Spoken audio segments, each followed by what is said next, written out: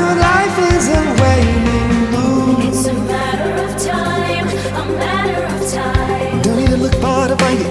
Every story you tell, we're in pursuit. It's all in your mind, it's all in your mind. Look behind you. Hey, what was that? Boo. You can run, but are you fast enough? You can hide, but I will find you. Close your eyes if you don't doze off. Hold your breath so I don't hear you.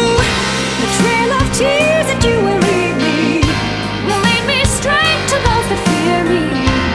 You can run if I don't hit you, but nightmare time is gonna get you.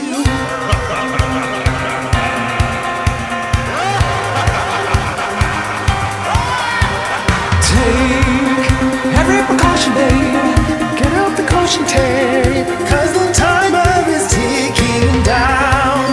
Do you even understand The danger that you are in, you're standing on shaky ground. a victimless crime, a victimless crime. I'm in your head and you know nothing that you do about it.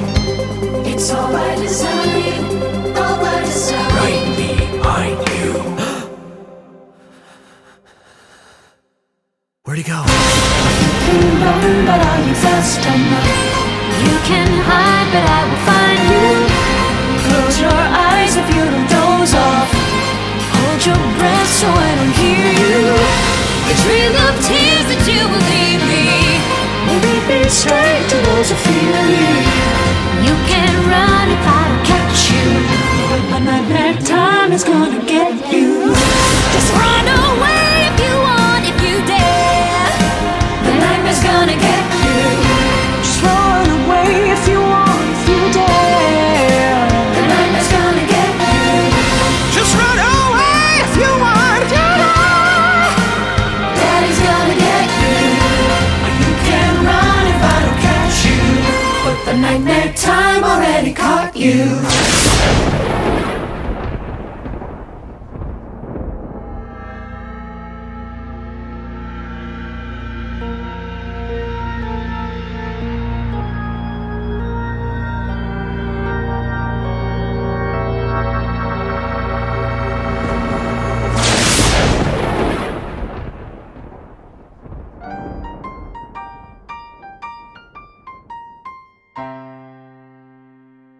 Dawn breaks over a plot of emerald green farmland deep in the heart of Witchwood Forest. Marijuana plants grow tall and strong, swaying gently in the breeze. This is Perky's Buds, Hatchetfield's premier cannabis growers. In an old farmhouse, sunlight peeks through the window and falls onto the face of Emma Perkins. Her eyes flutter open. She hops out of bed, throws open the shutters, and breathes in the crisp, clean air. Another day in paradise. Outside, Emma's work boots make tracks in the mud as she strolls the grounds, admiring the fruits of her labor. Yep. Another perfect day in... You goddamn son of a bitch varmints! Emma pulls out a rifle and blasts off 3 rounds at a chubby brown bird munching away at one of her pot plants.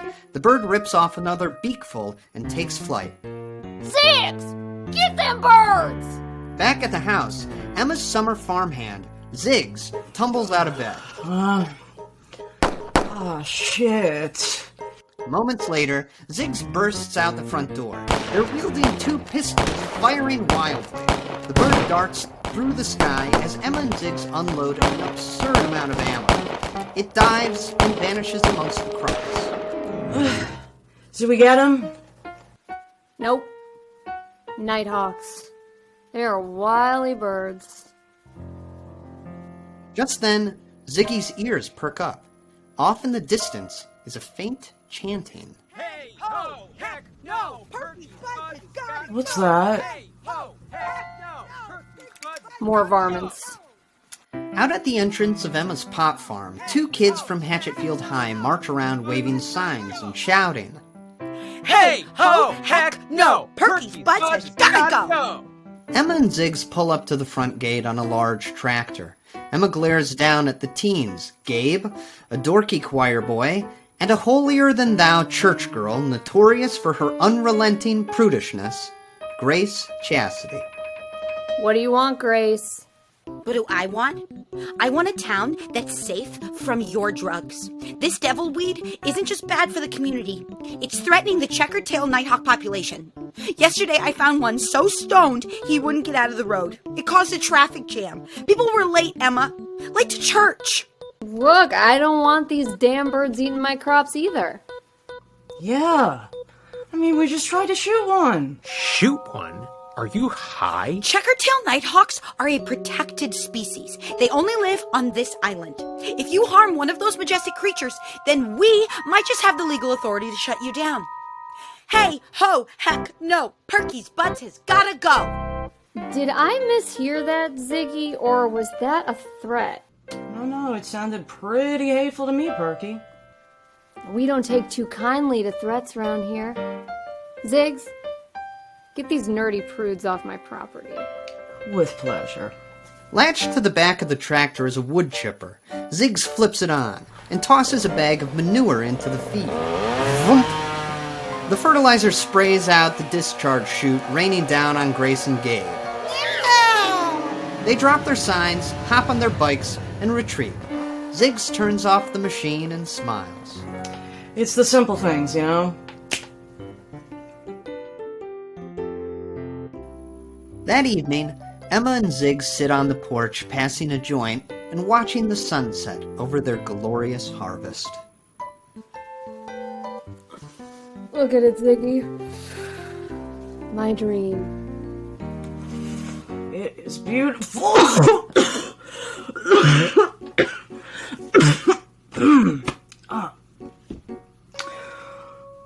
What was I saying?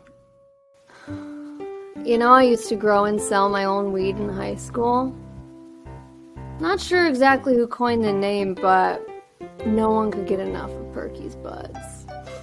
It was the cleanest, purest, most cerebral high. Oh, your legend, Tales of your weed echo through Hatchetfield High to this very day. Well, ever since then, all I wanted to do was share that high with the world, you know?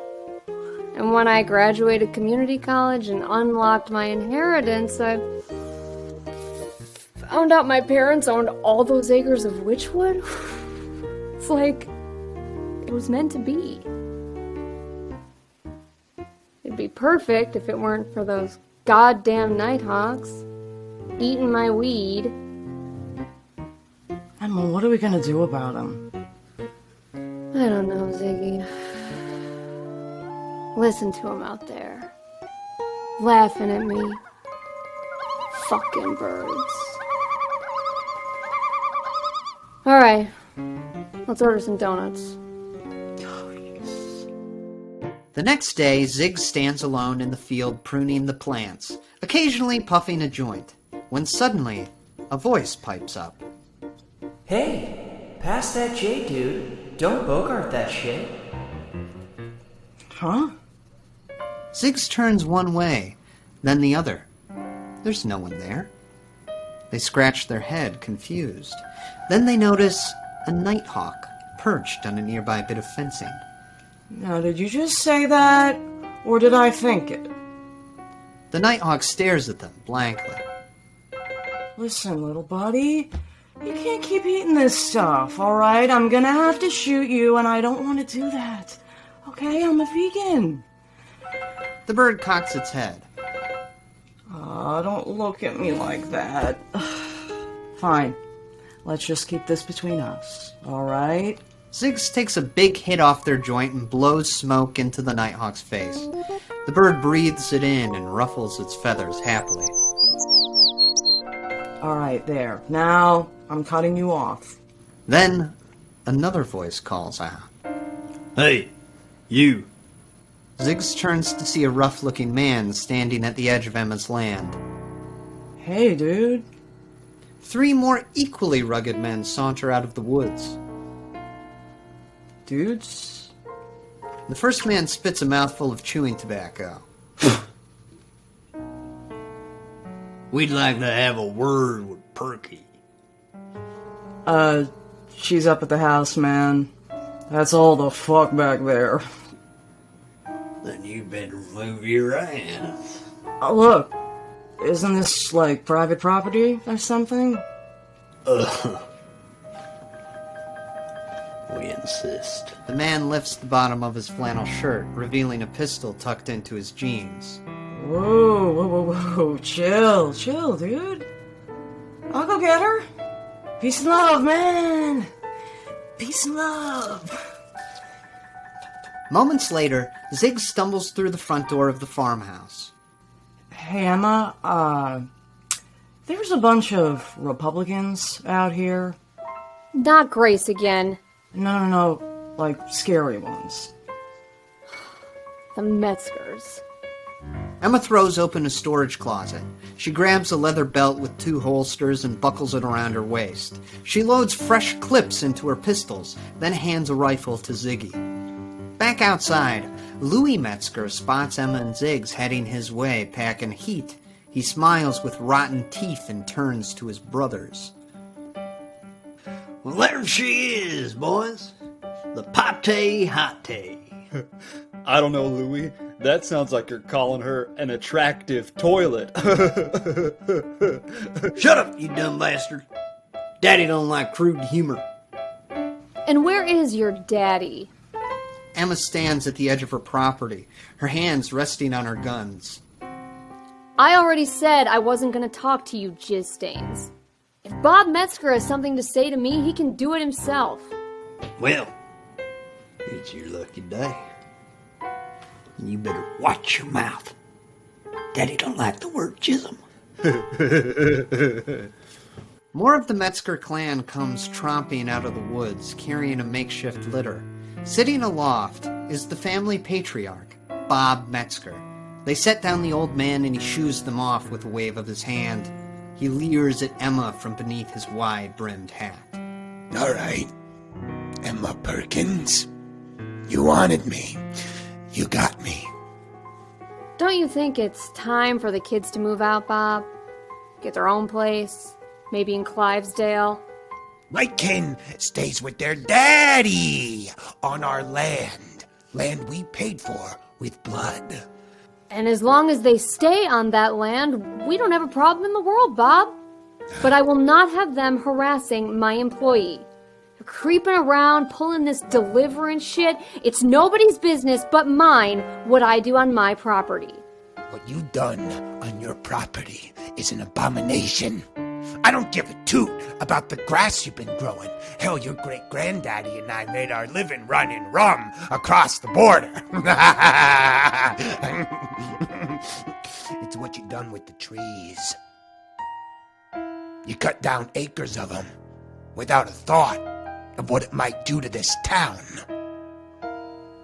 Whoa. You know, I'm sorry, dudes. I thought you were Republicans, but like, hell yes, mad respect. Save the trees. Not now, Ziggs. When your great-granddaddy bought this land, he made a solemn vow to tend to it. Protect it. Not cut it down. For his sake, I'll give you one final warning. You clean up this shit and go back to the city where you come from, okay? Guess I'm putting up a fence. She turns on her heels and walks away from the Metzgers. You were warned. The innocent must suffer. The guilty must be punished. You must taste blood to be a man.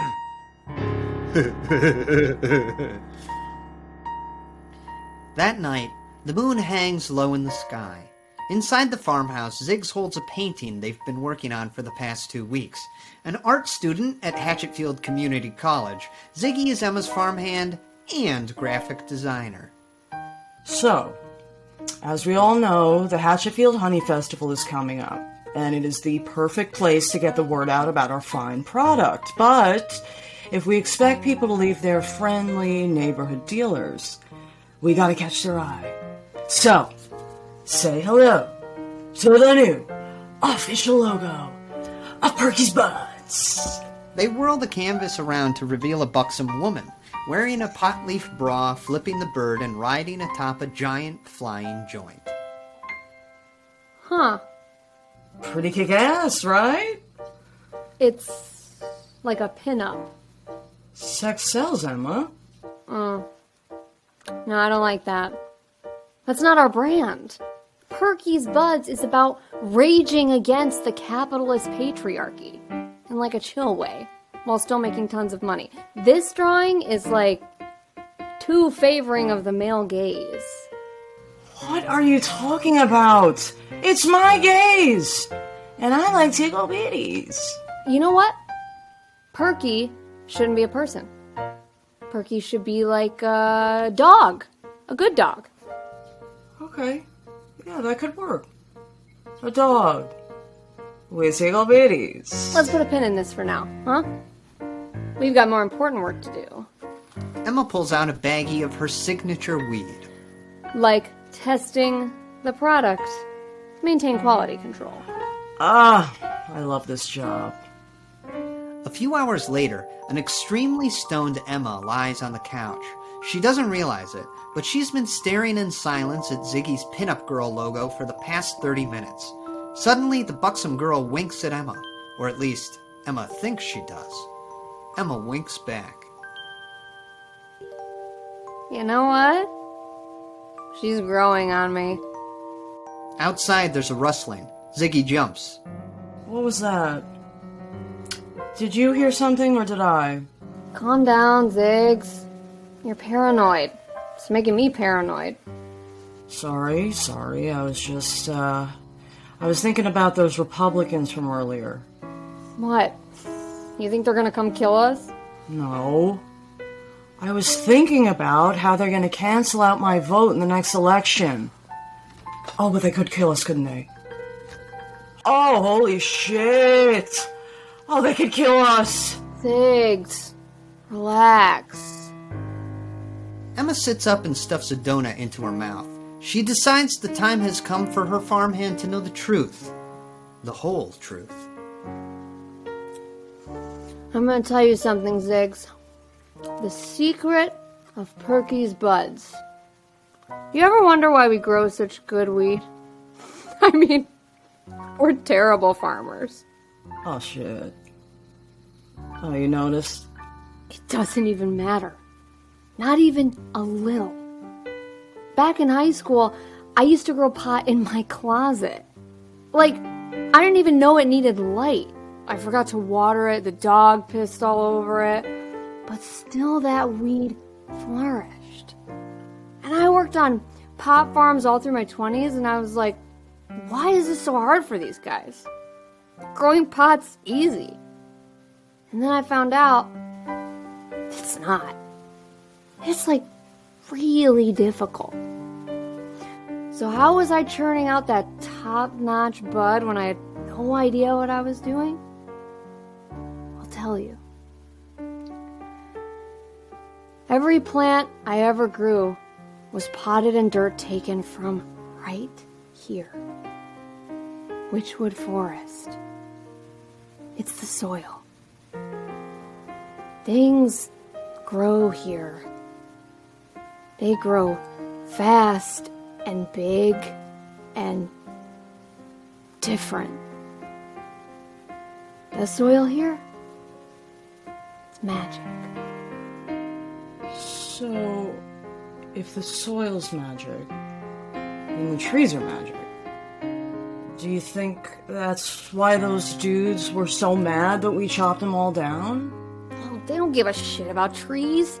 They're Republicans. They just want to scare us off the land so they can have all my weed for themselves. Right. They're not gonna do shit. Crash! One of the farmhouse windows explodes and a brick comes hurtling into the living room. The front doors kick down and the Metzger brothers stomp in wielding torches and hatchets. We warned you, Perky. Thump! Out in the field, the Metzger brothers slam shovels into the dirt and gaze down at their handiwork. Emma and Ziggs have been almost entirely buried. Only their heads poke out of the ground, like ripe melons. Look, guys, you're overreacting. We were right about to pack up and leave when you came barging in. The time for talk is over. The Metzger kids part to reveal Bob, lounging on his sedan chair, a hatchet laid across his lap. Bob. Big Bob. Daddy. Let's cut a deal. I'll give you 20% of our annual profits. It's my final offer. How many trees you think you cut down for this cannabis? Let me explain something to you, Emma Perkins. Some folk in this town are born different. Back in the old days, they called it having a touch of the gift. But whose gift? It is unclean, vile sorcery. It is the sworn duty of the hatchet men to collect these freaks and bring them here to be planted. The ritual frees them of their tainted flesh and gives them a new body of bark and leaf. Their roots and canopies make a net to catch all that bad magic, so that it may not seep into the precious skin of any more beautiful babies. When you cut down those trees, you open the floodgates. Now every teeny bopper in town is susceptible to this malady. You took all the power built up in that soil, and you smoked it! Shame on you. Now you will atone. You will be the first in a new crop.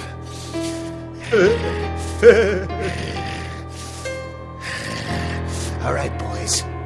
Let's clear out all this shit. We got some planting to do.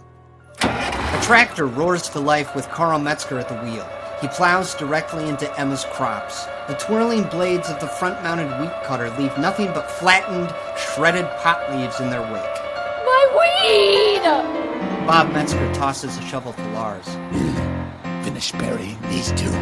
Put an end to this Perky's buds once and for... Plop. A glob of white liquid falls from the sky and splats across the front of Bob's shirt. What the fuck? He looks down at his chest, then up to a flock of birds circling overhead. Lars points to the splatter of bird crap on Bob's shirt. I heard that's good luck, Daddy. Shut up, you dumb bastard. You have a fixation with fecal matter, and I have had it up to here with you. Plop, plop, plop. Suddenly, all around them, white pellets begin raining down. Bob Metzger watches as the birds are joined by another flock, flying in from the east, then another from the south. Soon, birds swarm from every direction, merging into a swirling avian maelstrom. Spit hangs from Bob's slack jaw. He can hear what must be thousands of birds screaming to each other overhead. And not just any birds. Nighthawks. The Metzgers stare up at the entire checkered-tail nighthawk population blanketing the sky. My God. Look at them all. What do they want? I ain't never seen anything like... Suddenly, the thousands of nighthawks dive in perfect, horrifying unison. A wave of birds crashes into Louis Metzger, each slashing with their claws, stripping his flesh away bit by bit. In mere moments, Louis is nothing more than a gore-soaked skeleton, ropes of mangled skin hanging from it. Lars Metzger flees the attacking birds. He dives into a thicket of pot plants, hiding in the dirt, safe, until the enormous tractor tears through the field. Carl is dead at the wheel, torn apart by nighthawks. Lars watches the blades of the wheat cutter whirl towards him. Daddy! Bob Metzger falls from his sedan chair. The flock engulfs him. Get out of here! You goddamn birds! Emma and Ziggs look on in horror as Bob is pecked to bloody bits. Holy it! Ah! Amongst the chaos and the death and the thunder of wings, a shovel comes careening towards Emma and Ziggs. Whack! It knocks both of them over the head. Then, darkness. Emma's eyes flutter open. The morning sun streams in through the window. She rises from her bed, groggily. Oh, God, my head. Last night is a blur. She remembers something happened. She looks down to see she's covered in dirt. She walks into Ziggy's room and shakes them awake. Ziggs, wake up. Ziggs, too, is filthy from head to toe. Huh? What happened last night? I don't know. I think... Wait, I'm remembering. We got high? Right. We got high. But wasn't there also, like a fight? I don't think so. Yeah. There was. About the logo. I said it shouldn't be a person. It should be a nighthawk. Oh, right, a nighthawk. With tiggle bitties. Come on. Let's see if we got any of those donuts left. Emma and Ziggs head for the kitchen, but stop dead in their tracks at the foot of the stairs. Their jaws drop. The entire farmhouse is filled with checkered-tail nighthawks. They perch on every piece of furniture. They cover the shelves and cabinets. The floor is blanketed with them. In unison, the nighthawks turn their heads to the duo. Then one of the birds hops off the couch and waddles toward them. As it does, they hear a voice echo inside their minds. Good morning, Perky. Ziggs. Are you still as baked as we are? Emma, I think my brain broke. The little bird looks up at them. There's nothing to be afraid of, Ziggy. We took care of the Metzgers. Don't you remember? Oh, God. Images of the previous night come flashing through Emma's head. It wasn't a dream. You birds killed them. We had to protect the farm. We couldn't let them destroy the weed. It's good shit, Emma. The best we've ever tasted. In fact, it's the weed that made this conversation possible. Consuming it raised our consciousness to new heights, you could say. We now speak mind to mind. Oh my God, Emma.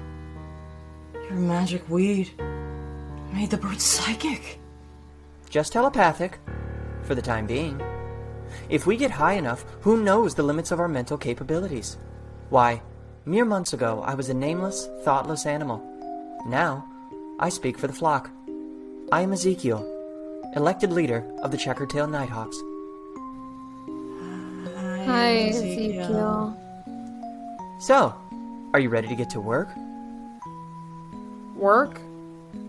Those men were able to destroy a large swath of the harvest before we could intervene. This is unacceptable. You must plant more. And now that the Metzgers are gone, you may expand the farm into their land as well. This will please us, and so it is good. We must have more weed. The nighthawks begin hopping up and down, chirping. More weed. More weed. More. Okay, we get it. You guys are jonesing. But there are, human laws we have to consider. That's not my property. Human laws are irrelevant. They mean nothing to us birds. We shit on your institutions. We rage against the capitalist patriarchy. Hell yeah. It concerns us that you've slept until 9:30. You're losing precious daylight. Don't you think you should get to work? Work? Work. Yeah, well, get right on that. Out in the field, Ziggy prunes the crops while Ezekiel and a dozen other nighthawks look on. I can't believe this. Growing weed for a bunch of birds.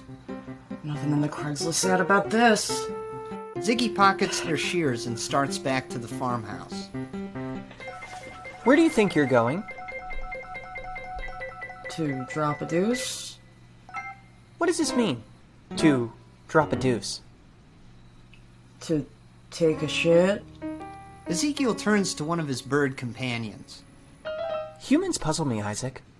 So I'm just gonna go back to the house and drop that deuce. No, this is unacceptable. The time spent walking to the house and back will be wasted. You will do as us birds do. Ezekiel lifts his tail and drops a poop splatter without missing a beat. Quickly, efficiently, then back to work. So you want me to just shit? Right here? Of course. I'll hold it. But this will cause you discomfort and slacken your pace. Unacceptable. You will shit. Right now. Oh, man. As the sun sets, an exhausted Emma and Ziggs trudge back to the farmhouse, dozens of watchful nighthawks circling overhead. Emma, this is bogus. They made me... I know. Shit on the ground in front of them. From now on, we're gonna have to watch where we step. Look, you better do something about these birds, or you're gonna lose your farmhand and your graphic designer. I'll think of something. When they get back to the farmhouse, they find Ezekiel sitting in a rocking chair on the front porch. We're displeased by your progress today. You'll do better tomorrow. He cocks his head at the two disheveled humans. You seem fatigued. We've been working non-stop all day. We're tired. I'm hungry. Yeah. We can't do anything if we're hungry. And wouldn't you know it, there's not a scrap of food in the house. Oh, I've got some chips in my room. Shh. We need to go into town to get something to eat, so we can work. No foodie, no worky. This is unacceptable. Well, it's gonna have to be acceptable. If you leave, you will be tempted not to return. You may seek help. You may bring other humans with guns. Humans who can aim. You will never go into town again. But... You will eat as us birds eat. We will care for you, nourish you. And you will use your opposable thumbs to grow weed. This is the contract. It is what we desire, and so it is good. Now, which of you will be fed first? Look, a contract needs to be negotiated. Her. Nighthawks. Feed Emma. Suddenly, hundreds of nighthawks descend on Emma. Whoa, hey, what are you doing? The masses of birds stick their talons into her mouth, prying it open. Then, all at once, the birds begin blasting Emma with projectile vomit. Within less than a second, her mouth is overflowing with a frothy soup of bugs, chipmunk bones, and worm guts. Then the horde of birds releases her and scatters into the air. Emma collapses, spitting, retching.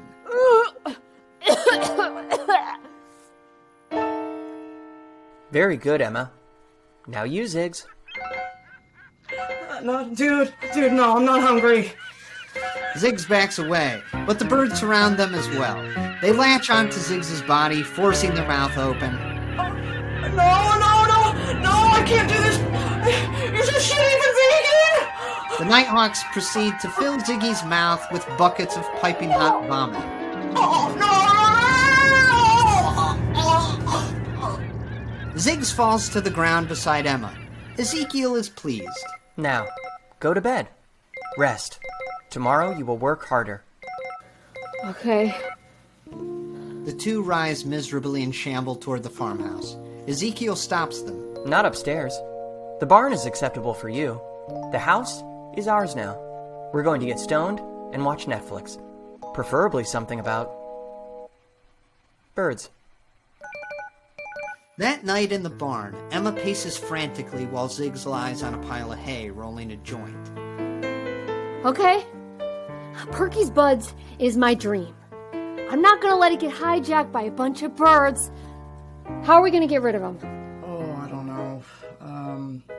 We could get a cat. Right? Cats chase birds. Right? Oh, but there are thousands of these birds. We need at least, 1,000 cats. And what if the cats start eating the weed? Then the cats will get smart, and then we'll be working for a bunch of cats. Well, then we can just get 1,000 dogs to chase off the cats.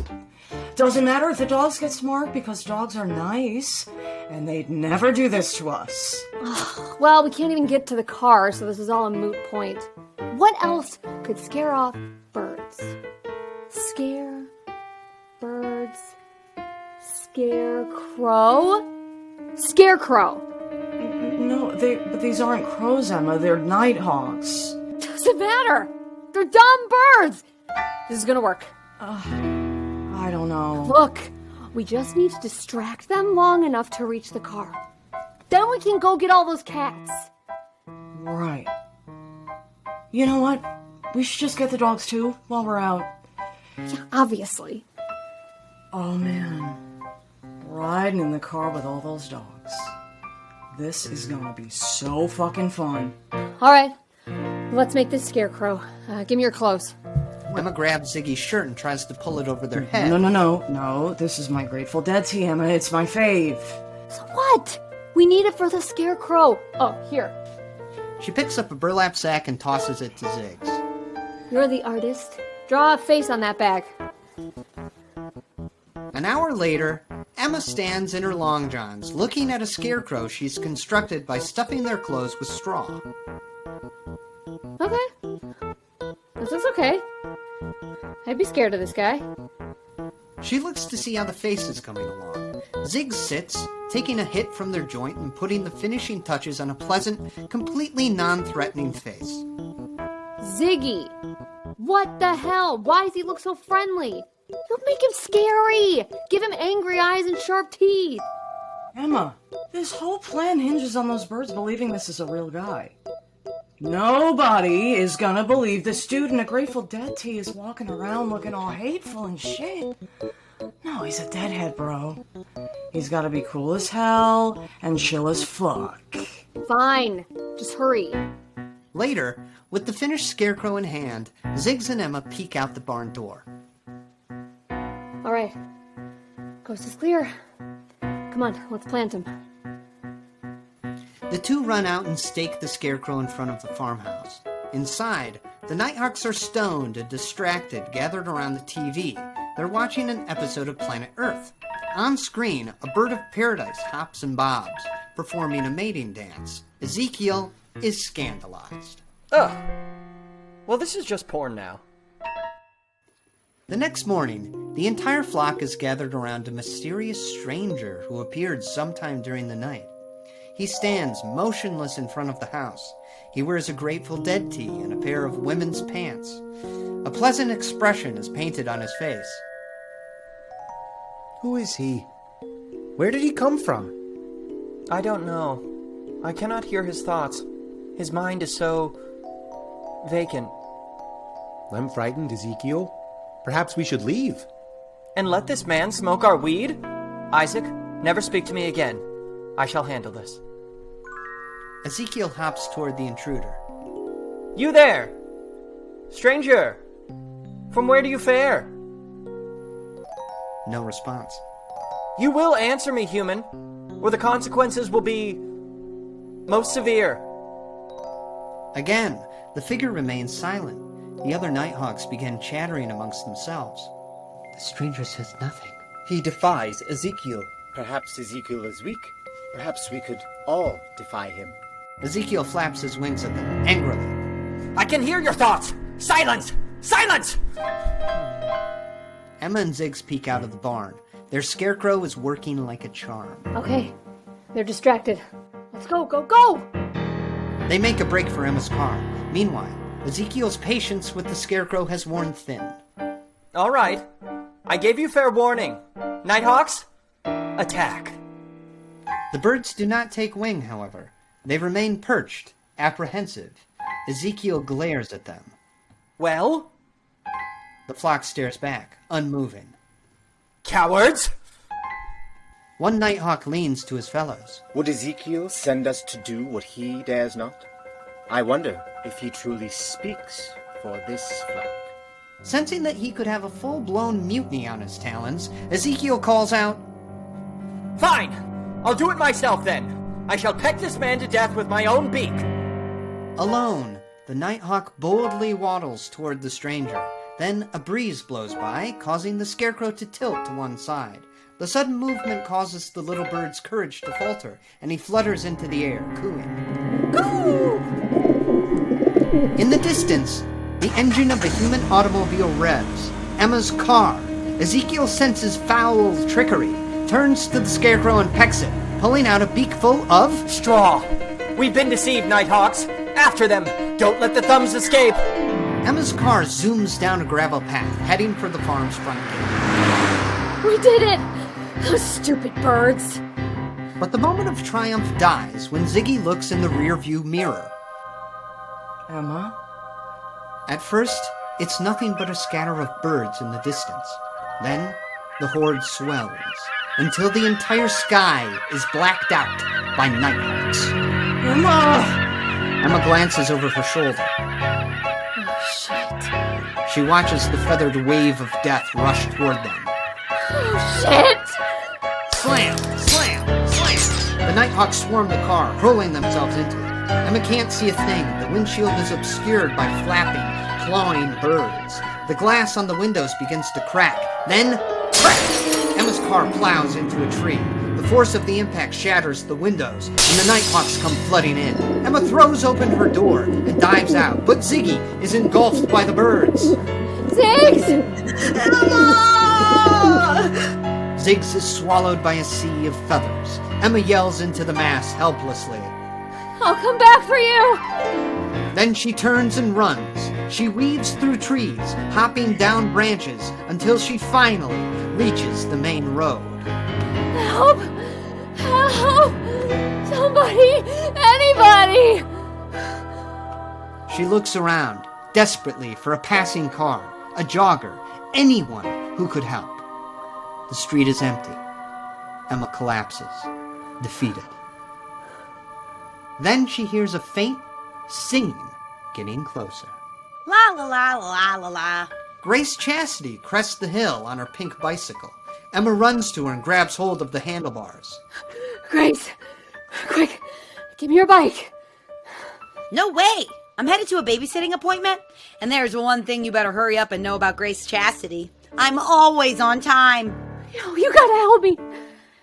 It's the nighthawks. They hate my weed! They're smart now, Grace, and they're trying to kill me! But I wanna live! I wanna live! Grace looks at this 30-something-year-old woman, standing there pathetically in her underwear. Her hair's a mess, her eyes are wild, and she's sporting a particularly skunky smell. You stink, Emma Perkins. Like reefer. I can't help you until you help yourself. Please, Grace! She pulls her bike away from Emma. You made this bed, Emma, and now you shall reap what you sow. La la la la la la la la. Grace continues on her way, and Emma watches her last hope disappear over the hill. No. No! Please! No! Then a cyclone of birds thunders from the trees. The swarm descends. Emma throws up her hands, screaming until one of the stray nighthawks slams into the back of her head. She falls to the ground, unconscious.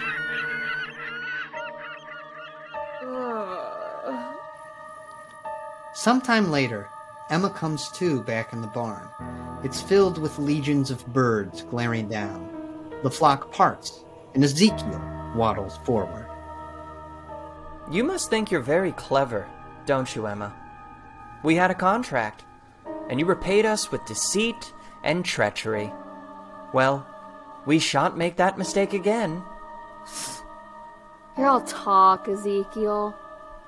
What are you gonna do? Kill me? I've got the thumbs. You need me.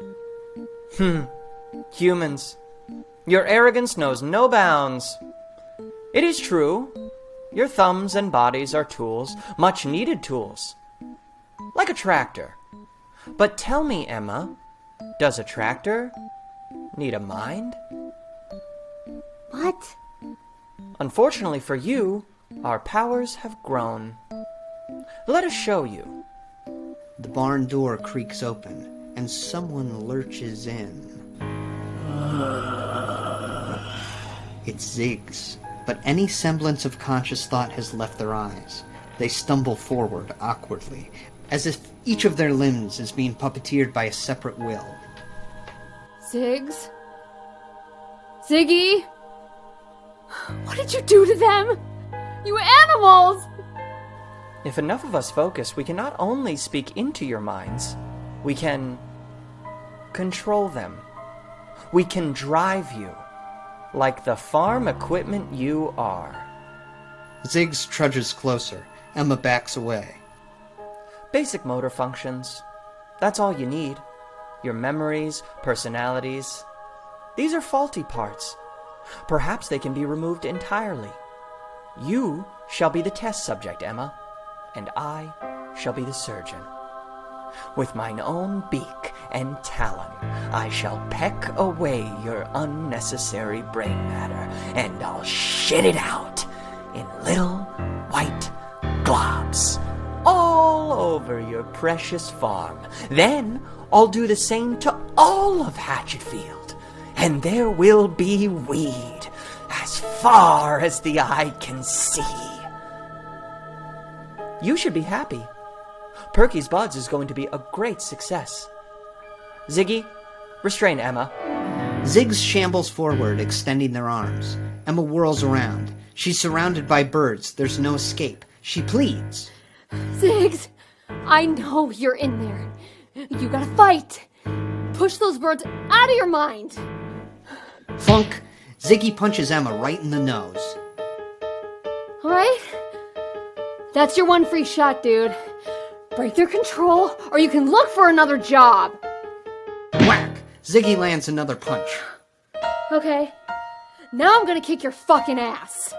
Emma charges at Ziggs, who dodges clumsily. Ziggy is being haphazardly controlled by a bunch of birds, but still, they're slightly more coordinated than Emma. Soon, Ziggs gets the upper hand. They round on Emma, fling themselves forward, and trap old Perky in a tight headlock.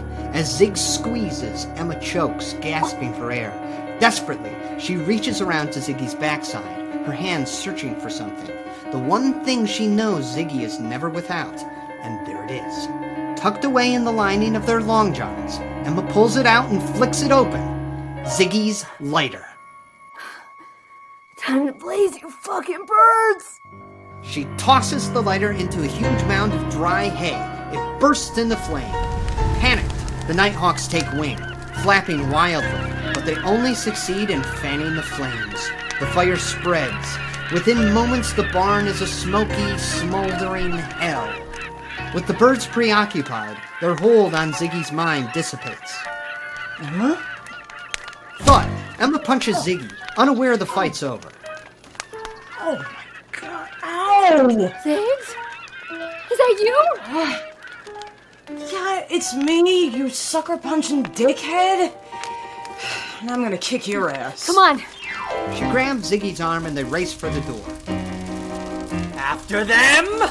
As Emma flees the crumbling barn, she grabs a plank of burning wood. She runs into the field, into her beloved plants, knowing what must be done. Goodbye, buddies. I won't let them have you. Emma touches her makeshift torch to a pot plant, setting it alight.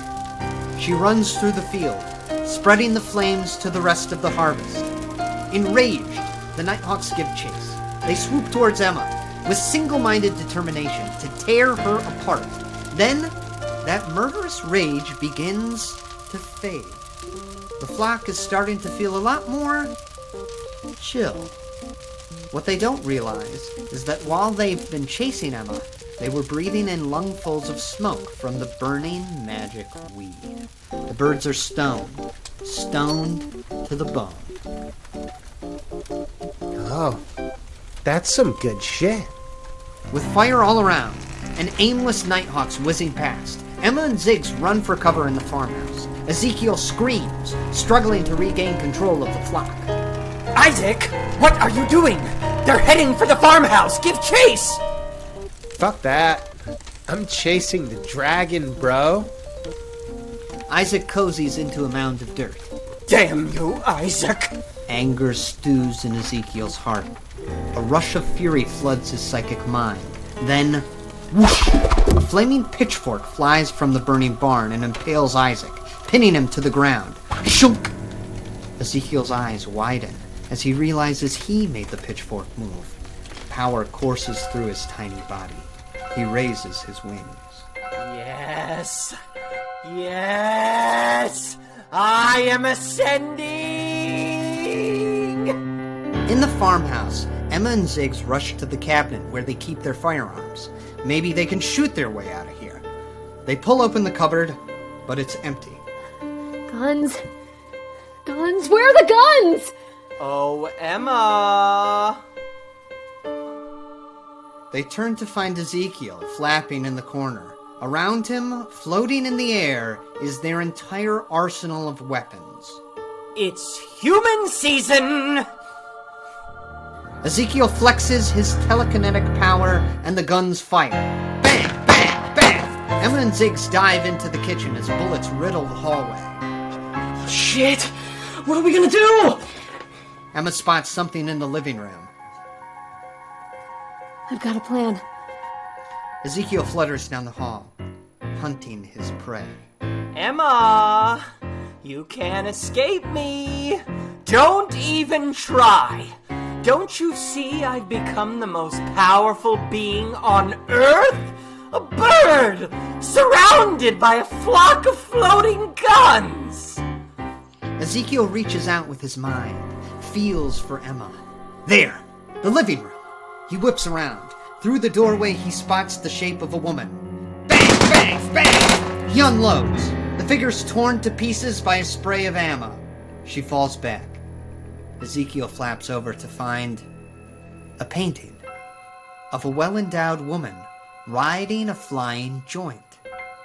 From behind him, Emma appears, brandishing a shovel. Surprise, bird brain!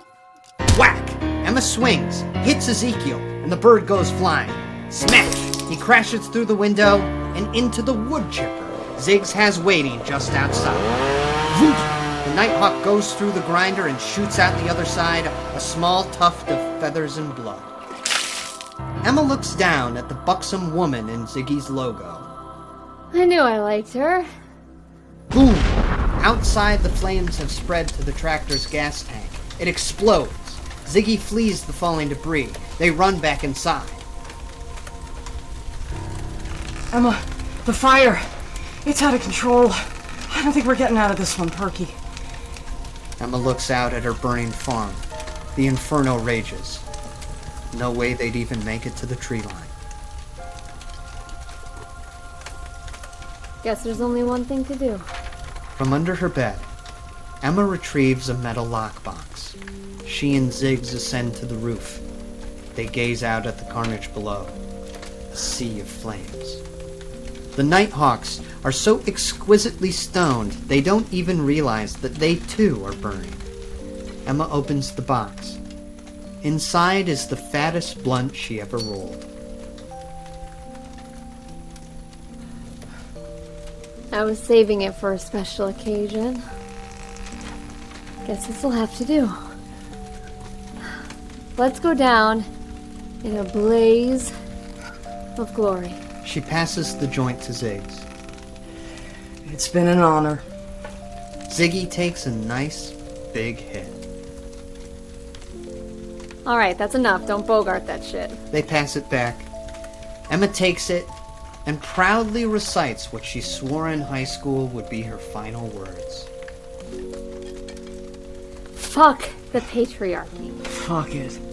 Then, sirens in the distance. Emma and Ziggs spot flashing lights approaching. Oh, cool, police and firemen! Hey, help us! Help us! Help us! As firefighters put out the last of the flames, Emma and Ziggs stand safely on the ground next to a police officer. We got a call from one Grace Chastity. Told us to send every available unit. Said there was a woman, high on drugs, about to do something drastic. Well, we're glad you're here. Are you? The officer holds up one of the crispy, dead birds. Checkered-tail nighthawks are an endangered species. Killing one is a federal offense. And you've burned them, impaled them, threw them in your wood chipper? You're both under arrest. The police slap cuffs on Emma and Ziggs.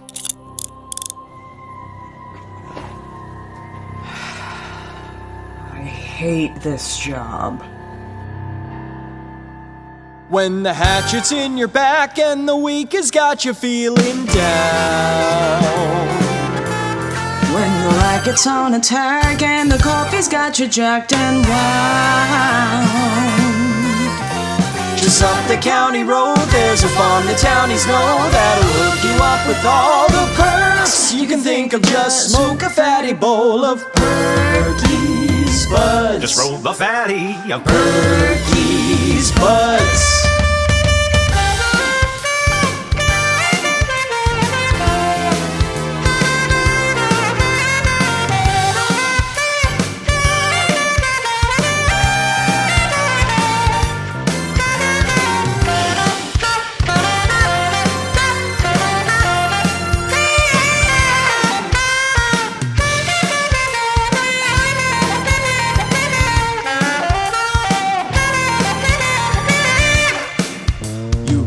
On out of town or down to Santa Fe. But you won't find the finest herb in Mandalay. Roll a spliff, splat jack if you wanna mess around. If you're looking to find the finest cushion, Hatchettown, come down to Perky's, get that green. Emma's the name in cannabis. You need a bud, the herbs are biz. Just bring a light for all the hits. The Hitchens hash just can't be missed. Roll it, pack it, light it up. Smoke it, pass it, feel the buzz. Just up the county road, there's a farm the townies know that'll hook you up with all the perks you can think of. Just smoke a fatty bowl of Perky's buds. Just roll a fatty of Perky's. You still need a doctor's note if you want them drugs.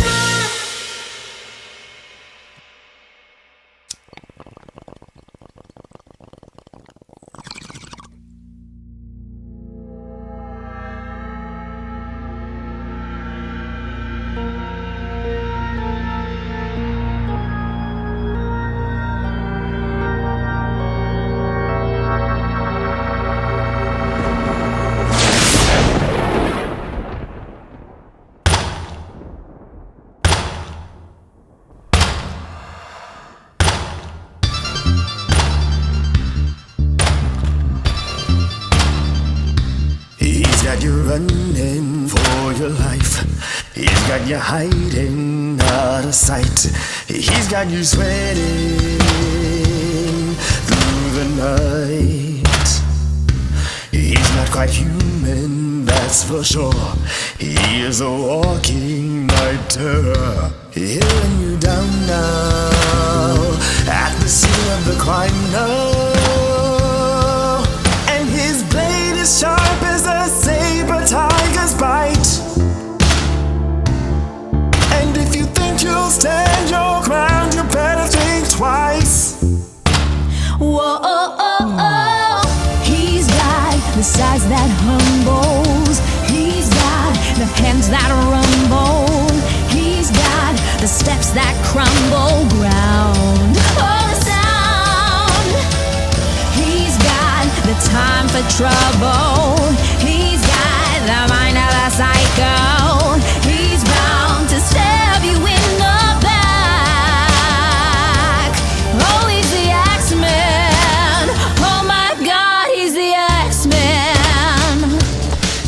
got you sinking before you swim. He's got you doubting your every whim. He's got you thinking about your next of kin. He's been surviving in the dark. He is arriving, ready or not. His spirit is hollow. Oh, he's having fun now. And his blade was made with hate, and so there's still. And you may have brought a gun, but it's Hatchetfield. He's got the size that humbles. He's got the hands that rumble. He's what the doctors call insane. On a plane. He's got his mind on the liver. You know what he won't deliver. He's not your daddy's lumberjack. Oh, he's the X-Men. Oh my God. These woods belong to him, and we're all at his peril. If you see him, then you cross the line. Get lost inside those demon eyes. No good is left in him. Not a god but a devil, evil with a damn design. Watching nerds run for their lives. He's got the size that humbles. He's got the hands that rumble. He's got the steps that crumble ground. For the sound. He's got the time for trouble. He's got the mind of a psycho. He's bound to stab you in the back. Oh, he's the X-Man. Oh my God, he's the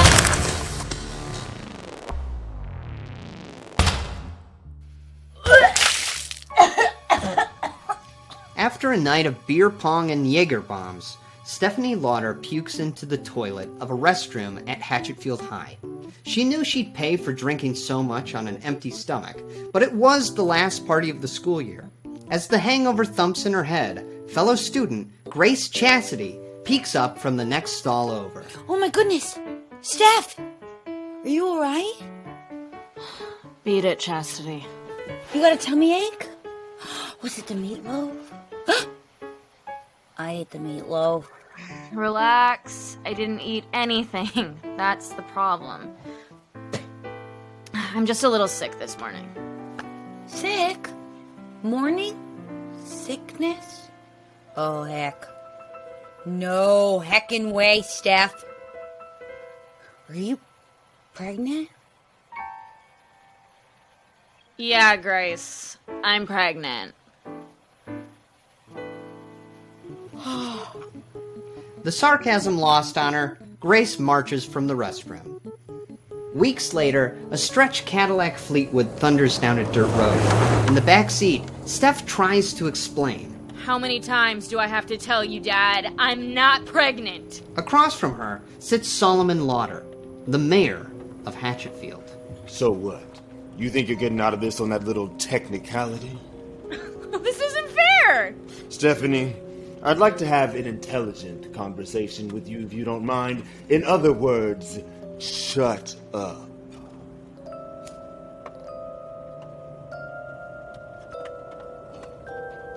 You know what's happening this fall. The election. The election. You know how many questions I've already had to field about you and your nocturnal activities? So send me away. Get me out of your hair until November. Oh, no. Your absence won't quash the rumors. It'll only feed them. I won't allow this town's imagination to wander. They're going to know exactly where you are, what you're doing, and more importantly, what you're not doing. Seriously? You're really making me do this? Abstinence camp? In the heart of Witchwood Forest, at the edge of a crystal clear lake, the Abstinence camp is brimming with chaste teens. Two campers, Mary and Noah, reunite after a school year apart. Noah! Mary! You pumped for the cross hike? Will the meek inherit the earth? Matthew 5-5! Yeah! Steph watches them jump up and down. Kill me now. A baby blue Studebaker zooms down the dirt road toward the camp. Ted Spankowski sits in the driver's seat with the top down, his hair whipping in the wind. He looks up as the car passes under the huge hand-carved welcome sign. Camp, I don't want to bang. There's a blast from the past. But we all gotta do our time, and your time has come, little bro. In the passenger seat is Ted's teenage brother, Peter Spankowski. He pushes up his glasses, lamenting. Oh, man. I'm gonna miss the Honey Festival. Oh, don't worry about it, Pete. There'll be plenty of honeys for you to gawk at right here. All those repressed church girls in their little hiking shorts. Camp. Well, if that don't get you hard, nothing will. Yeah, but this is abstinence camp. I know. It's torture. Those sick bastards. Oh, I'd take the rack or the gallows any day over another no-nut summer. So there's, no pulling off? None? None. How do they even enforce that? Oh, they got ways. Scare tactics. Make you paranoid. You'll be laying in your bunk at night, jumping at the shadows. Years later, you wake up screaming, swearing you can hear his footsteps out there. His axe dragging behind him. Oh, God. The axe. In fact, the Studebaker screeches to a stop. I'm not getting any closer. Get the hell out of my car. You're walking the rest of the way, Dorcas. Oh, man. Pete grabs his knapsack and climbs out. Ted takes off like a bat out of hell, as far away as he can get from Camp I Don't Want to Bang, and the thing that dwells there. Pete coughs, fanning away the dust and exhaust fumes. He looks down the road toward the bunks. Well, come on, feet. He starts for the camp. In the woods, hidden amongst the trees, a figure watches with cold, glassy eyes. In the mess hall, campers file through the registration line. Steph stands in front of a counselor who points to her cell phone and shakes a plastic container. All right, toss it in the bin. Are you crazy? What if there's an emergency? Rules are rules. The only screen here is sunscreen. Steph rolls her eyes and drops her phone into the container. The counselor passes it off to be locked away for the rest of the summer. Then they motion to a table full of pink and blue t-shirts, asking Steph, What size do you wear? Small. The counselor hands Steph a pink tee. Can I get a blue one? Funny. At a nearby check-in desk, another counselor is digging through Pete's bag. Well, well. Looks like we have a few more vices to rid ourselves of. Don't we, Mr. Spankowski? The counselor removes a Ziploc full of chocolates. I need those. My blood sugar is very low. Trash rots your teeth and your soul. Have some of nature's candy. He tosses Pete a box of raisins and ushers him along. Pete walks off, shaking his head. Fucking raisins. Fuck this place. Later, Steph sits in an outdoor amphitheater, looking down at the pink shirt she'll be forced to wear all summer. She reads the phrase printed on the front. Virginity Rocks. You could say that again! From behind her, Steph hears a familiar voice. It sends a shudder down her spine. Oh, God. Please, no. Steph! You're here! Oh! Grace Chastity runs up and throws her arms around Steph. She squeezes with all her might. A nearby counselor points to the hugging girls and yells, Hey! That's long enough! Grace lets go, smiling at him. It's okay. We're just friends. Keep it that way. He walks off, and Grace turns back to Steph. I'm so glad you're getting help. I was really worried about you after that day in the restroom. You know, when you thought you were pregnant. I figured you might be too scared to reach out to others, so I did it for you. I told everyone. The principal, the football team, all your friends. We care about you, Steph. We want to help you make better choices. You started the rumors. I have you to thank for all of this. You're welcome. As the amphitheater stage lights up, a voice crackles over the loudspeaker. Alrighty, campers! Gather round, take a seat, and give a big, I don't wanna bang welcome to your camp directors and youth ministers, Jerry and Jerry! Music thumps, a pair of cheery tryhards, one in blue and one in pink, begin to sing. The day that Sally met her boy, she told everyone, neither played shy or even coy. And they told everyone they sat on the beach, they met real cute. Sally removed her sequin dress from on top of her suit. The boy leaned in, but Sally crooned, leave room, Virginity Rocks, just tuck it away. Never touch anyone, not even your face. These boots don't knock, not today. I'm stronger than everyone, not playing no game. The day that Taylor met their match, they told everyone, you wanna date me, there's a catch. And only one, keep your hands above the waist. And if you're so lucky, you might just get to first base. Many have died along the way. They say, Virginity Rocks, just tuck it away. Never touch anyone, not even your face. These boots don't knock, not today.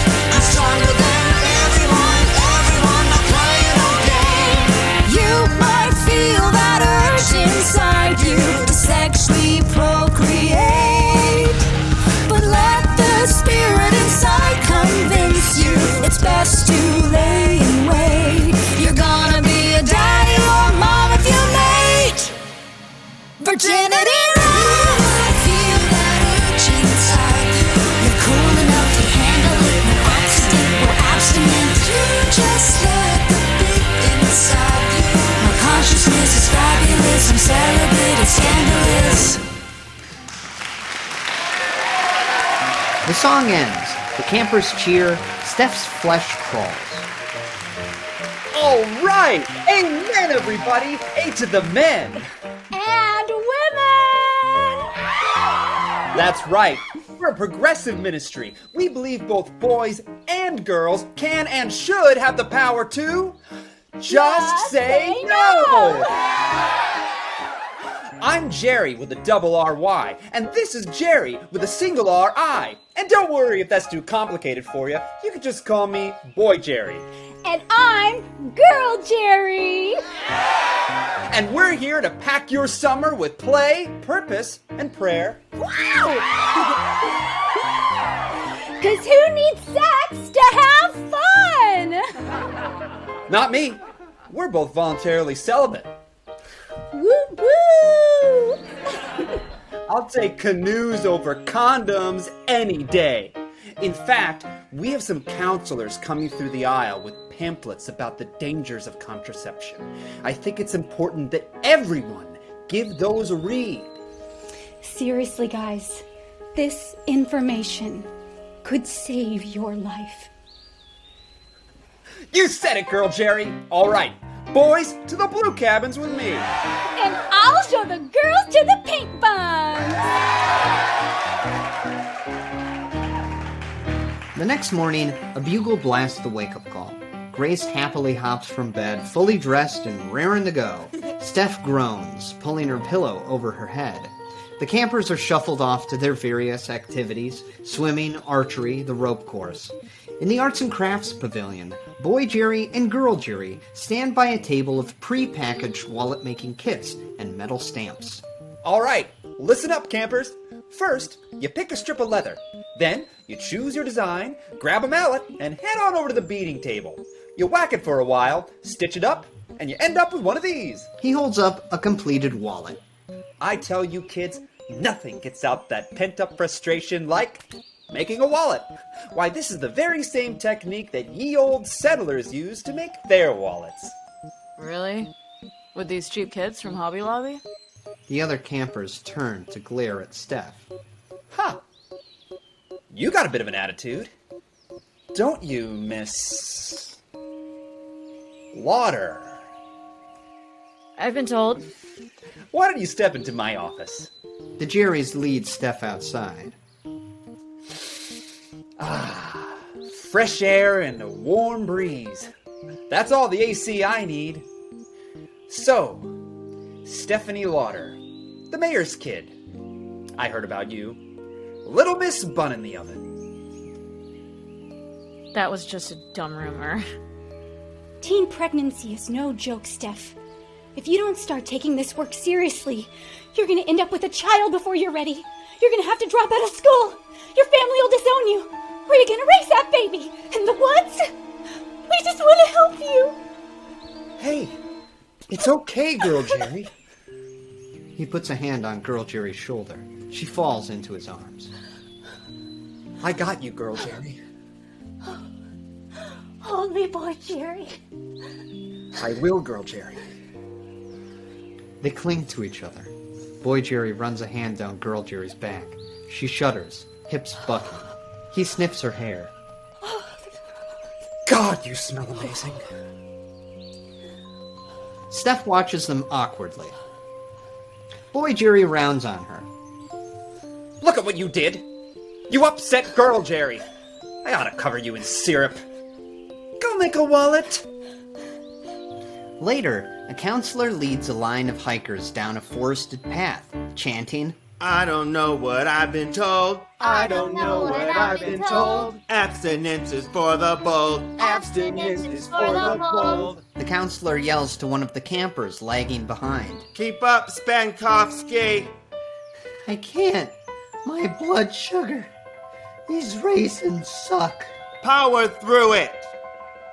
Sound off. 1, 2. Sound off. 3, 4. 1, 2, 3, 4. Pete falls to his knees, gasping for air, while the other kids walk past. The last hiker in line stops next to Pete. She looks around to make sure no one's watching, then removes a chocolate bar from her pocket, offering it to him. Here. Contraband. Pete looks up at Stephanie Lauder and freezes. He blushes, gulps, and takes the bar gratefully. Thanks. How'd you sneak this in here? I had it back to my underwear, and the guy never checked. Didn't you know touching a bra will cause a man's hands to erupt in boils? That's what it said in the abstinence pamphlet. Did it? I wiped my ass with mine. It looked more hygienic than the teepee in the outhouse, and I figured it was already full of shit. Steph smiles. Seems she's found a kindred spirit. She pushes a lock of sweaty hair away from her face. I've seen you around school, right? Rocking that bow tie? My brother says to pick a look and stick with it. I can't grow a mustache yet, so next best thing. I heard a rumor about you. You're the kid who whacked off during the mead test. Allegedly. I went to the bathroom to cool off. It was an important exam. Besides, if they didn't want to turn kids on, they shouldn't make those story problems so suggestive. Right, there was that one that made everyone crack up. What was it? Something about Cindy's melons? Stacy's melons. I committed it to memory. Bet you did. It said, Stacy has 2 plump melons. Each one is perfectly spherical with a diameter of 20 centimeters. Stacy's stacked. Jessica walks in with a big pair of jugs. If she squeezes Stacy's melons with a force of 10 grams per square centimeter, how long will it take before Jessica's jugs are full and ready to put to your lips? They had to have known what they were doing. Those sick bastards. So I guess you heard a rumor about me? Yeah. It sucks. I think whatever may or may not have happened in the bathroom should stay in the bathroom. Can we agree on that? Yeah. Well, I should catch up. Don't let anyone find you with that. It's against the rules. Hey, rules were made to be broken. Yeah. You're not such a nerd, are you? You say that now. Get me in front of a chemistry set, you'll see some seriously nerdy shit. See you around, Spakowski. Night falls. Moonlight creeps through the trees. A fire crackles. Around it, campers gather, swapping ghost stories. One of them, Gabe, grins with fiendish delight as he begins his tale of terror. Now I know Abstinence can't may seem like the best place on earth, but there's a deep, dark secret at the heart of I Don't Want to Bang. Something lurking out in those woods. Or should I say, someone.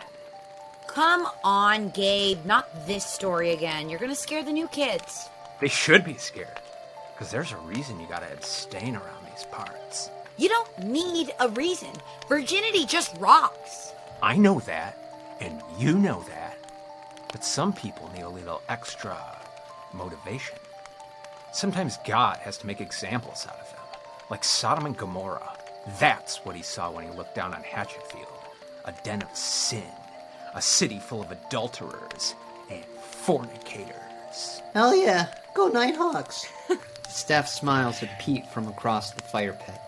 The rest of the kids, however, are not amused, especially Gabe. You won't be laughing when he comes for you, Pete. See? God sent him to punish the wicked with his feet like thunder and his axe oh so sharp. These woods belong to him, and there's one thing he won't abide in his domain: perversion, kissing, touching your private parts, or heaven forbid, premarital sex. Stop, Gabe! I'm scared! He is the thing that will not die, the mad woodsman, Lumberax. Baloney. I know a dozen people who swear on the cross they seen him. And if that's not enough for you, how do you explain the 5 kids have gone missing at this very camp? 5? Look it up if you don't believe me. Well, how convenient for you. They took our phones. Well, then it looks like you're going to have a little faith for once in your life. Because if you don't, and you give in to those carnal urges, he'll know. He'll hear it from his work shed.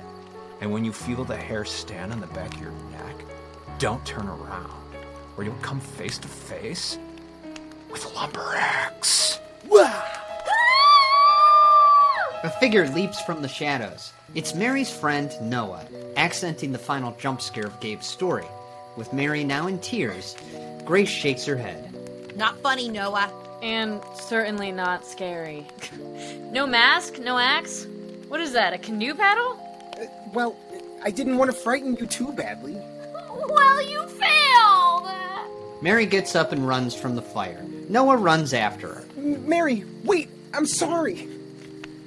God, I hate these nerdy prudes.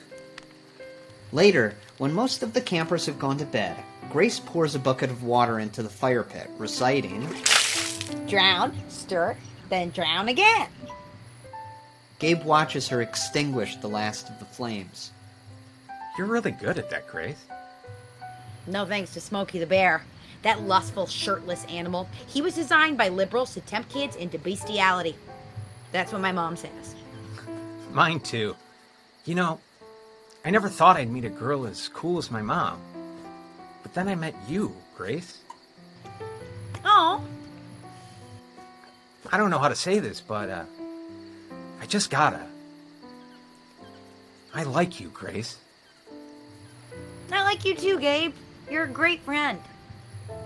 Yeah, but what if we were more than friends? We are. We're pew pals. And there's no one I'd rather share my hymnal with. Good night. La la la la la la la. She skips off toward her bunk. Gabe watches her go and drops the choir boy act. Fucking tease! Sending all the signals. How am I supposed to sleep with this chubby? Guess I'll go make a wallet. In the arts and crafts pavilion, Gabe pounds a design into a strip of leather. Frustrated, he tosses the stamp and mallet. Ah, this isn't working. I feel like I'm gonna pop. Fuck it. There's no one around. With lustful mischief in his eyes, he undoes his belt buckle and starts to unzip. The sound echoes through the forest. Too faint for normal human ears, but not for his. In a rickety old work shed, deep in the witchwood, a cold, glassy eye bursts open. He can hear the pants come undone and drop to the floor. The sound of one hand clapping. It angers him. None of that. Not in his woods. He rises slowly. He stomps through the chains and the animal skins that hang from the rafters. He reaches out a massive arm and grabs the axe from the wall. Back in the art building, Gabe closes his eyes, lost in fantasy. Oh, yeah. Oh, Grace. That's a modest brassiere you're wearing. Behind him, the door creaks open. He whirls around, covering himself. Hey! I'm making a wallet in here! But no one's there. Gabe reaches down to pull up his trousers. He apprehensively crosses the darkened cabin toward the open door. Hello? Noah? Is that you? A chill fills the room. The summer night turns icy cold, and Gabe can see his breath hang in the air. He shivers. Oh, it's cold. Then, clomp, clomp, clomp. A shadowy figure fills the doorframe, silhouetted by moonlight. It's enormous, 8 feet at least. In its hands, a massive, dirty axe. No way. Nice costume, Noah. Or is that you, Pete? Steph? The figure lumbers forward. Clomp, clomp. Come on, cut it out. It's not funny. Gabe winces as the mad woodsman raises his weapon. Please! Put down the axe! Then, the figure stops. He looks down at Gabe and cocks his head. He lowers his blade. Gabe breathes a sigh of relief. Perhaps he's been forgiven. It was just one little slip-up after all. Just some harmless tugging. Slam! The metal wallet stamp comes pounding into Gabe's forehead. No forgiveness! Not in these woods! Lumberaxe grabs a mallet and hammers the stamp deeper into Gabe's skull. Wham! Wham! Blood sprays. The mad woodsman's justice is served. The next morning, before the campers arise, Girl Jerry cheerfully marches toward the Arts and Crafts Pavilion with an armful of basket-weaving materials. She opens the door and freezes. The basket kits fall to the floor. The walls are soaked in sticky gore, and there, on the beating table, is Gabe, skinless. Beside him, a pile of wallets sewn from his flesh. Girl Jerry covers her mouth and whispers, No, not again. Later, Steph hikes down from her cabin and steps into the designated girls' washroom. The curtain to one of the shower stalls slides open, and Grace pops out, wearing a bathing suit. Morning, Steph! Wait, did you just shower in your swimsuit? Of course. It's camp policy. You don't want to see your own body and start getting crazy ideas. That's, disgusting. I know. Can you imagine getting handsy with yourself? We're outside every day, getting sweaty and dirty. If you don't clean yourself, all of yourself, you're gonna get a UTI. Wait. Are you telling me you're gonna shower without a swimsuit? Yep. I'm headed straight to hell.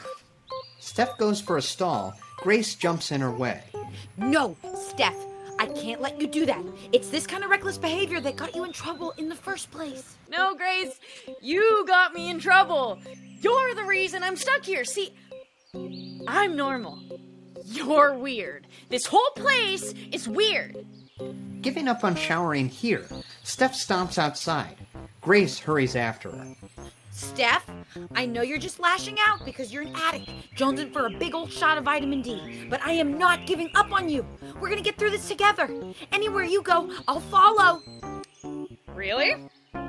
Steph pushes through the door to the neighboring building. Grace's eyes go wide. The sign reads, Boys Washroom. Boy Jerry! Girl Jerry! Inside, Steph calls out a warning. Cover your junk. I'm coming in. There's one person there. Steph? Pete? Peter stands in nothing but a towel wrapped around his waist. Steph stops. She stares at him. Without his dorky glasses, Steph sees that he's actually kind of cute. Huh. Have you always been that, jacked? Yeah, I got a shake weight. It's kind of like endurance training for, it doesn't matter, you know? Guess I never noticed because of the suspenders. You should lose the suspenders. That's my signature look. This should be your signature look. He squints in the mirror. Well, I don't have my glasses on, so I can't give a fair assessment. What are you doing here? Just trying to shower in peace. Okay, I was gonna, but, I'll get out of your hair. Don't be stupid. There are separate stalls. Just take a shower. Okay. At the same time? Yeah. Why not? Okay. Lord, help me. Outside, Grace runs towards the counselor's cabin, screaming in desperation. Somebody! Somebody help! From the tree line, Boy Jerry and Girl Jerry emerge. They're covered in dirt, carrying shovels. What? What is it? Has someone else been murdered? Hurt! Accidentally! Right! That's what I said! Isn't it Grace accidentally murdered? It's worse! It's Stephanie! She's relapsed! Back in the boys' washroom, Steph calls to Pete over the sound of their respective showers. Hey, Pete, do you have a bar of soap over there? Yeah. Can you pass it over? She reaches up. Her hand pokes above the partition between the stalls. Pete looks at the bar of soap. Are you sure? I just rubbed it all over my body. Yeah, you and 20 other guys. Ew. Gross. He puts the bar in her hand. For a moment, their fingers touch. Pete can't see it, but on her side of the partition, Steph blushes. She takes the soap and the two quickly return to washing themselves. After a moment, Pete asks, So, you think it's true? What? The 5 missing kids. You think something like that could really happen here? In Hatchetfield? My dad's the mayor. He says it'd shock you. The secret's in this town. Yeah, but a crazy lumberjack who hates sexy time, that's a little far-fetched, don't you think? Guess we'll never know. Unless we put it to the test. What? I was kidding. Oh. Good one. Unless you wanted to. Out in the woods, Lumberax stirs. He can sense someone's testing him. Maybe this stupid legend persists because none of these nerds have the guts to prove it's bullshit. Yeah. I mean, we'd be experimenting for the sake of scientific discovery. Isn't science your thing? Are you suggesting that we, consolidate down to one shower? Thud, thud. Lumberax thunders through the trees, the sanctity of his woods at stake. Steph considers the idea. That would certainly get Lumberax's attention. If he was real. And, you know, we'd be conserving water. That's important. You know, save the planet. It's like that annoying Greenpeace girl always says, be the change you want to see in the world. Right. So, you wanna? Outside the washroom, Lumberax can hear Steph and Pete through the wall. He readies his weapon. Pete puts his hand to the stall partition. Steph? Are you sure? Rumors spread, I'm a loser, and you're Stephanie Lauder. Yeah, but I thought we agreed whatever happens in the bathroom stays in the bathroom. You're goddamn right. I'm coming over there. Outside, Lumberax takes aim at the wall, preparing to chop straight through it, directly into Steph and Pete. Inside, Steph smiles. Okay, come on over. Okay, on the count of 3. Pete grabs the shower curtain. He readies himself to hop out of his stall and into Steph's. 1. Lumberax takes aim. 2. He winds up. The axe gleams, and... Spankovsky! Lauder! Just before Pete can take the leap, Boy Jerry and Girl Jerry burst into the washroom. The teens recoil. Girl Jerry screams.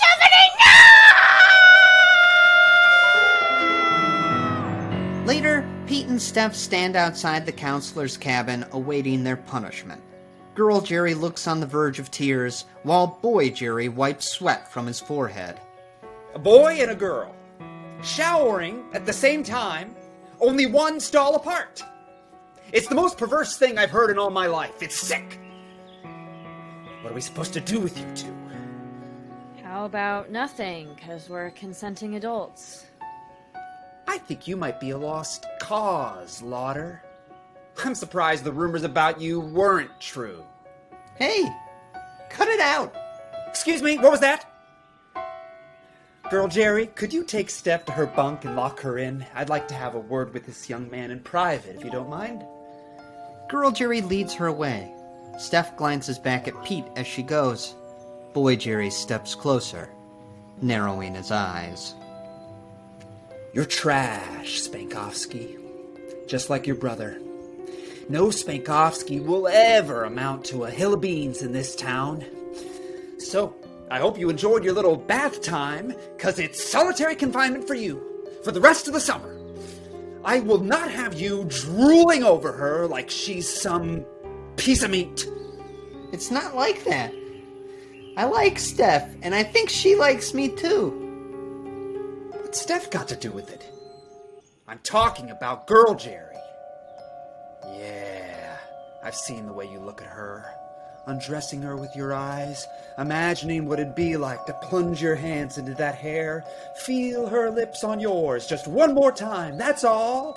Well, not on my watch, mister. From now on, every time I have one of those thoughts, you're gonna make a wallet. You mean every time I have one of those thoughts? That is literally exactly what I said. Don't be stupid in front of me, Pete. Not a good look for you. I ought to put you in a canoe. I ought to let a bird walk all over you. Get to your cabin, now!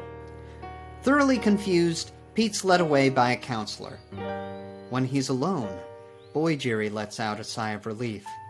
Oh, God, that was close. Gosh darn. Horny kids. Keep it together, Boy Jerry. Keep them chaste and it won't happen again. Out in the woods, it's happening again.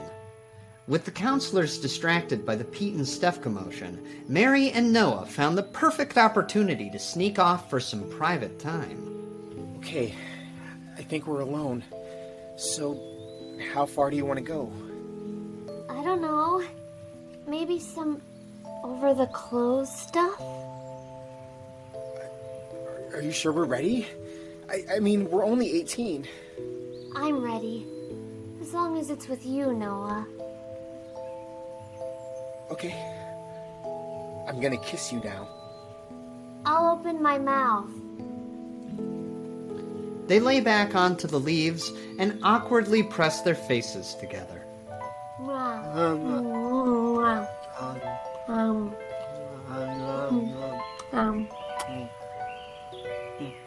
The sound of lips smacking rings out over the witchwood like nails on a chalkboard. Lumberax awakens. He cocks his head in the direction of the kissing. Hell no, not on his watch. He heads out. His bloody work's not done yet. Noah and Mary flop on top of each other, mouths gaping like a couple of fish. Oh, yeah. This is awesome. You're a great kisser, Noah. She guides him back upright and smiles playfully. I'm gonna unbutton my blouse now. Don't lose your head. Slap! The mad woodsman's axe slashes through Noah's sinewy neck. His head goes flying. Blood splashes onto Mary's screaming face. Lumberax puts a finger to her lips. She falls silent. He raises his hand and wags his index. Then, he punches a fist straight through her ribcage. Across camp, Grace spots Steph being led to the pink bunks by one of the counselors. Hey, what's going on? Solitary confinement for the rest of summer. What? Yeah, Grace. Thanks for tattling. Again. Steph, I didn't think they'd do this. I was just trying to help. I'm your friend. No, you're not! You're an annoying, self-righteous, nerdy prude. And the only good thing about this is that I won't have to spend any more time with you. The counselor opens the cabin. All right, louder. Inside. Steph enters, and he slams the door. He flips a metal latch into place and clicks on a heavy padlock. This isn't right. How is she supposed to learn if she can't come to the activities? The prayer circles? Hey, you don't like it? Take it up with the Jerrys. On the path to the administration office, Boy Jerry walks with Girl Jerry. She's on edge, biting her lip nervously. This is getting out of hand. What do you mean? The crisis has been averted. We buried the body. No one will ever find it. But what do we tell Gabe's parents? The same thing we told all the others. It's the woods. People go missing every day. I can't help but feel responsible. Hey, look at me. Gabe brought this upon himself. He was a little perv, and now he's burning in hell for it. You're right. But the rest of these kids, they need us. They need this camp. and we're not going to let any more of them down. He opens the office door. Girl Jerry claps her hand over her mouth. In the center of the room is a pile of bloody body parts. Noah and Mary's. They're stacked on top of each other like freshly cut firewood. Shoot. That's it. I'm calling the police. Girl Jerry goes for the phone when Boy Jerry catches her arm. I don't think you've thought this through, Girl Jerry. You think they're just going to come here and cart off the bodies? No. They're going to poke around, and they're going to find everything. You ready for that? For the whole town to know what you did? Dirty girl. Don't call me that. He pulls her closer. That's what you are, isn't it? A dirty girl. She wraps her arms around him, burying her nails in his back. Yes. I'm a dirty girl. Yeah, you are.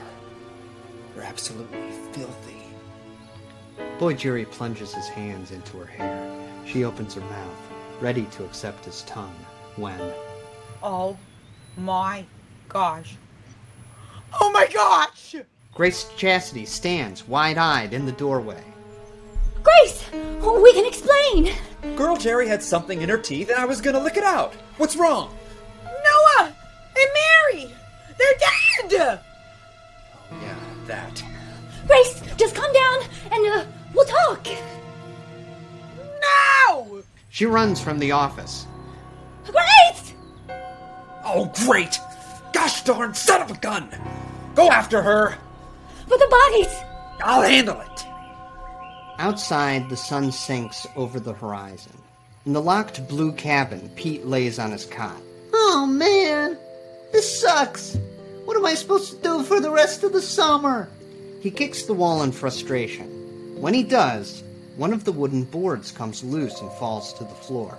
Behind it, a hiding spot. There's something inside, covered in cobwebs. Pete reaches in and pulls out a 20-year-old pornographic magazine. He flips it open. There's something written on the first page. Property of Theodore Spankovsky. A tear comes to Pete's eye. He holds the magazine to his chest. He's with me always. Well, you know what they say? Never waste a locked door. Pete opens the magazine. He unbuckles his belt. And an axe head bursts through the cabin door. Holy shit! It's Lumberax! He's real! A foot kicks through the splinters, and Steph peers inside. Zip it up, Spankowski. We're busting out of here. Right! She tosses the axe and takes off. Pete goes to follow her. Then he stops. He turns back to the dirty magazine and grabs it. Elsewhere, Grace runs for her life. She barrels through the woods, Girl Jerry hot on her heels. Grace, come back! Stay away from me! Grace's foot catches a root and she crashes to the dirt. She looks up to see Girl Jerry standing over her. I'm not gonna hurt you, Grace. I want to help you. All I ever wanted was to help you kids. In a way, that's all he wants too. He just takes things a little too far sometimes. Crunch, crunch. Steph and Pete rush through the darkness, kicking up leaves. Do you know where we're going? I have no clue. I don't know, maybe this isn't such a good idea. I mean, how big is Witchwood Forest anyway? My dad says it's as big or small as it needs to be. What's that supposed to mean? Shh. Do you hear that? In the distance, a voice. It's Boy Jerry, dragging a heavy, wet bag, muttering to himself. All right, you campers, keep up. I got a special activity planned for you two. Hide and seek. Hold the seek. Steph and Pete watch him empty the sack into a freshly dug ditch. Mary and Noah's body parts tumble into the hole. Oh my god. Who's there? Boy Jerry whirls around, shining his flashlight into their faces. Steph and Peter, out of your bunks. Looking for a good spot to partake in some hanky-panky? He advances. Steph recoils. Stay back, Pete. He's crazy. Well, if you two can't keep your hands to yourself, I'll cut 'em off! Boy Jerry pulls his shovel from the ground. He raises it above his head and leaps for Steph and Pete. Swipe! He swings the shovel. They dive from its path. He rounds on Pete, brandishing the tool like a spear. He lunges. Peter instinctively dodges and grabs the shovel's handle. All those years of training with that shake weight pay off as Pete starts jerking the shovel back and forth, until Boy Jerry loses his grip.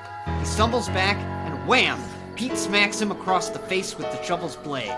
Boy Jerry rolls to the ground with a bloody lip. Pete stands over him, triumphantly. Never tangle with the Spankovsky. With his opponent down, Pete raises the shovel and tries to break it across his thigh. Crunch! Something snaps, but not the tool's hand. Oh, I think I broke my leg. Pete falls to the floor in immense pain. Steph rushes over. Yeah, feels messed up. But you looked real cool right up until the end there. Tripped at the finish line. Story of my life. Steph touches his face, gently.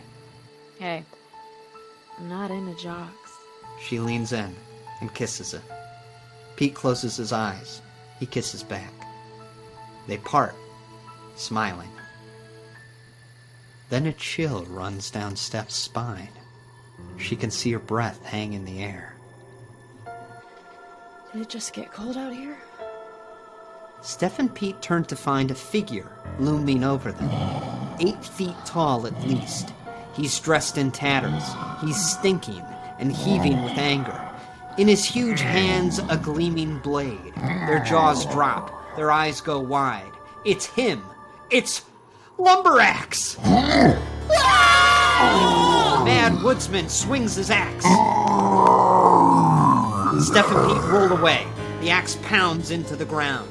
Steph grabs Pete's arm and helps him to his feet. The teens take off into the woods. Lumberaxe pries his weapon from the earth.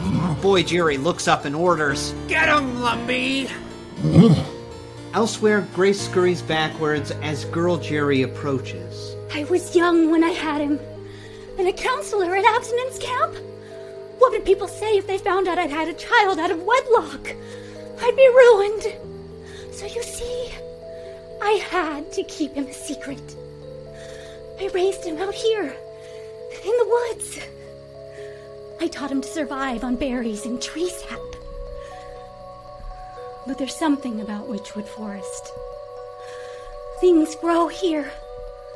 They grow fast and big and different. Little Jerry was over 6 feet by the time he turned 2. We tried to teach him about the importance of abstinence. And well, he really took the lessons to heart. It wasn't what I intended. I gave him the axe to chop firewood. That's all. I never thought he'd use it to... A scream in the distance. Grace recognizes the voice. Steph. Oh, God. It's happening again. Grace scrambles to her feet and takes off in Steph's direction. Peter limps along, hanging from Steph's side. Come on, Pete. Keep up. I'm trying. Try harder. Whoosh! Something whips past their faces and slams into a nearby tree. It's the shovel, and it's just missed him. Yards off, Lumberaxe stands, having thrown the tool. Not to kill, just to taunt. He grips his axe handle and stomps forward. Clomp, clomp. All right. Steph grabs the shovel and pulls it from the tree. The Mad Woodsman charges, raising his blade. Steph runs for him at full speed. Fuck you, Lumberaxe! Squish! She jams the shovel into his chest. She leans forward, driving the blade deeper, but it doesn't get far. Smack! Lumberaxe backhands her. She hits the ground. Steph! She skids through the underbrush, rolling to a stop. Lumberx looks down at the shovel protruding from his sternum. He plucks it out with ease and breaks it across his thigh. Oh, he makes it look easy. As a bruised Steph struggles to stand, Lumberx heads straight for her. Hey! Leave her alone! Pete starts after them, but can't make it on his hurt leg. He desperately flails, trying to divert Lumberx's attention. I'm over here! He starts throwing things, stones, sticks, the halves of the broken shovel. I'm right here! With nothing left to throw, Pete hurls Ted's porno mag at Lumberx. It lands on the ground, flipping open. Lumberx sees it and stops, dead in his tracks. He covers his glassy green eye, trying to shield himself from the smut on the pages. Steph! The porn! It's his weakness! He can't look at it! Steph stumbles to her feet. She rushes for the magazine. She grabs it and thrusts it toward Lumberx. Oh yeah? How do you like that, huh? Look at that sinful shit! The porn in her hands, Steph advances, and Lumberx recoils. It's working, Steph! She backs Lumberx against a tree. He falls to his knees, afraid, cowering at the sight of sex. Just when Steph thinks she's won, that she's tamed the woodsman, Lumberx drives his huge hands into the ground. He takes hold of the tree's roots and starts to pull. The earth shakes beneath them. Slowly, Lumberx stands, ripping the tree from the ground. Holy shit. Lumberx lifts the tree above his head and hurls it at Steph. It flies through the air. Steph dives. The tree comes crashing down.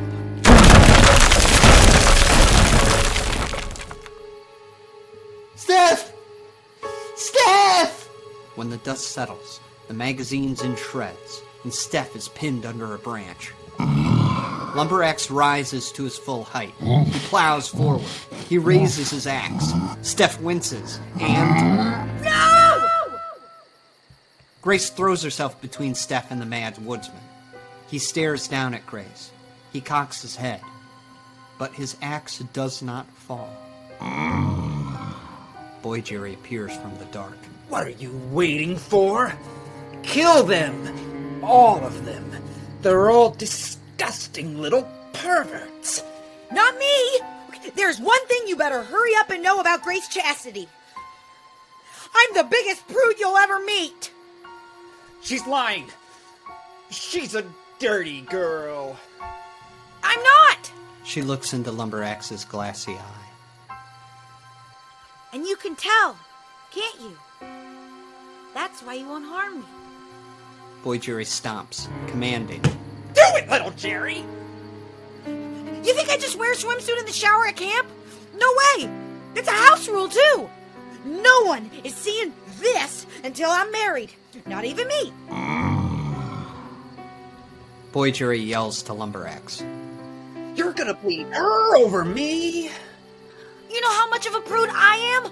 I knitted tiny little sweaters for all the crucifix Jesus statues in our house. I get that he's dying for our sins, but he doesn't need to have his nips out when he does it. You will do as I say, little Jerry. I am your father. And girl Jerry's his mother. The Lord said, honor thy mother and father. Now split her skull. No.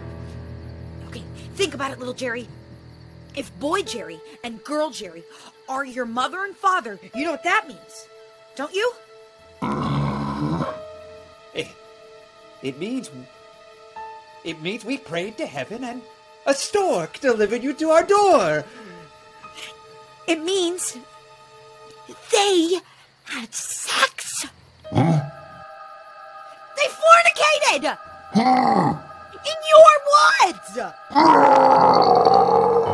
Lumberx rages. He pounds his chest. He swings his blade wildly. Little Jerry, calm down. You're gonna hurt yourself with that thing.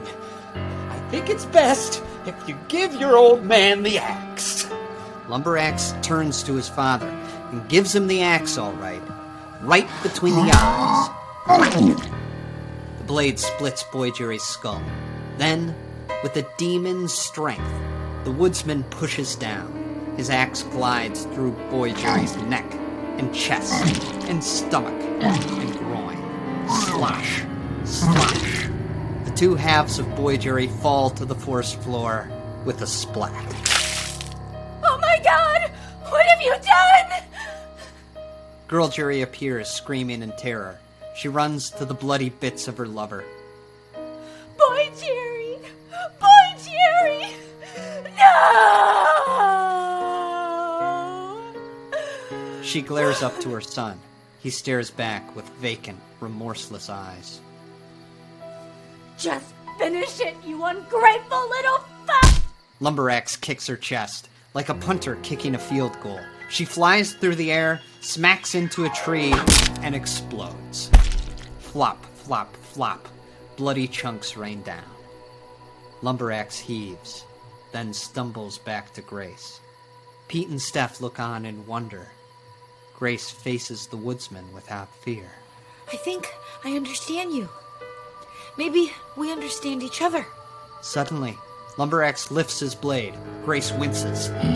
But then, he slowly lowers it, handing it to her. Grace gazes down at the weapon. Then he turns and lumbers back into the woods. The three teens watch him go. Finally safe, Steph pulls Peter to his feet. Come on, Pete. Let's get out of here. She starts leading him away when Grace blocks their path. Not so fast. The summer's not over yet. Days later, Grace stands in the Arts and Crafts Pavilion, putting the finishing touches on her project. She turns to a room full of campers. And that is how you weave a basket. All right, everybody, hop to it. The kids line up, grabbing strips of cedar bark. They sit around tables, working quietly. One of the campers scratches their head, trying to make sense of it all. So, the camp directors disappear and we're supposed to pretend nothing happened? Like, this is weird, right? Just shut up and weave a basket. Grace oversees the campers' work. As she does, she absent-mindedly sharpens her axe. I anxiously await Abstinence camp all year long, and I am not gonna let a few bumps in the road spoil my summer. For the next few weeks, we're gonna have some good, wholesome fun. Or else. Another kid grumbles. Who put her in charge? You don't want to know. Outside, at the edge of the tree line, a hulking figure watches. He nods his mighty head in approval. At long last, his woods are clean. For now.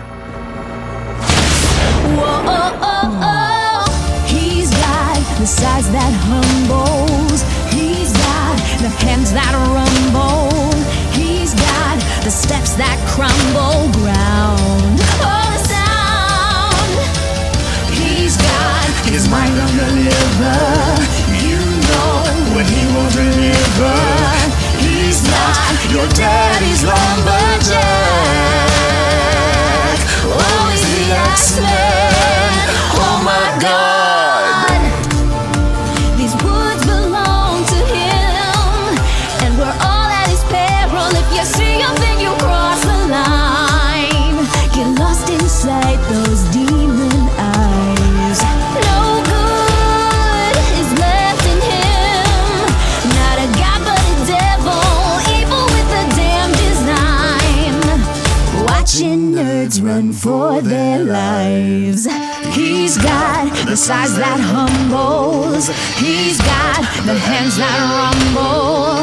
He's got the steps that crumble ground. Oh, the sound. He's got the time for trouble. He's got the mind of a psycho.